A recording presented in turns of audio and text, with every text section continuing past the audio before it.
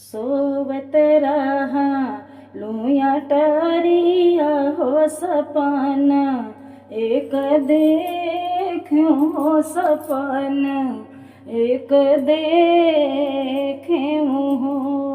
सोवत रहूं मैया टरिया हो सपना, एक देखूं हो सपना, एक देखूं हो। एहो मोरी सासू सपने ककर त्यू विचार हो सपन, बड़ा सुंदर हो सपन, बड़ा सुंदर हो। एहो मोरी सासू सपने के कर त्यू विचार हो सपन, बड़ा सुंदर हो सपन, बड़ा सुंदर हो। दुल्हन कहा था, ए अम्मा आज हमें एक बहुत बढ़िया सपना देखे हैं, तो तनी सपने का विचार करके बतावा कि सपने में का है, इके मतलब का होई, तनी हमें बतावा विचार करके। तो सासू अम्मा का कह रही हैं, तो दुल्हन कैसे बता रही है। अरे पहिला सपन सासू देखूं हो रे पाही, ले पहाड़वा हो तो पाही, ले पहाड़वा हो। एहो मोरी सासू अमवा के झलरिया, हरि के हाथ हो या चरवा, हमरे छोड़ई हो या चरवा, हमरे छोड़ाई हो। एहो मोरी सासू अमवा कई झलरिया, हरि के हाथ हो या चरवा, मोरे छोड़ई हो अचरवा, हमरे छोड़ाई हो। तो सास अम्मा बता रही हैं कि जवन तो सपना देखें ये तो बहुत बढ़िया है। तो का बता रही हैं,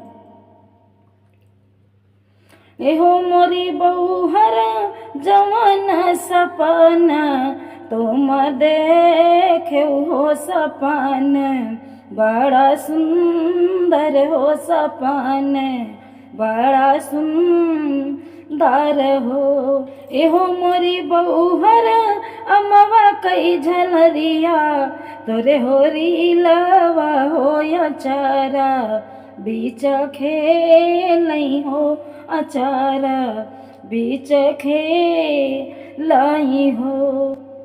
तब दुल्हन का बतावत है कि सुना अम्मा दूसर सपन काव है, काव बताई तो से उहो के सुन ले का है, क्या मतलब बताए देता हमें। तो पूरा कहानी हमार सुना और बतावा हमें कि काव है क्या मतलब। तो का बताए रहे दूसर सपन सुना। एहो मोरी सासू दहिया कई कटोरिया, हरि के हाथवा हो या चरवा, हमरे छीरा कहीं हो या चरवा, हमरे छीरा काई हो। एहो मोरी सासू दहिया कई कटोरिया, हरि के हाथवा हो या चरवा, हमरे छीरा कहीं हो अचरवा, हमरे छीरा कहीं हो। तो दुल्हन बता रही है कि ये चांदी के कटोरी भगवान के हाथ में है और वही में दही लिए हैं जो भगवान हमरे अचरे में छिड़कत हैं। बतावे इके मतलब का हुई। तो बूढ़ी अम्मा का बता रही हैं उनकी अपनी बहू से सुना। बभन तो हाई उई नारायण हो सुना हो, मोरी बहू हर हो सुना हो, मोरी बहू हर हो। बभन तो हाई उई नारायण हो सुना हो, मोरी बहू हर हो सुना हो, मोरी बहू हर हो। एहो मोरी बहुहर दहिया तव बाटे, अमृत धार हो या मारा, राहै लाल ना हो अमार, राहै लाना हो।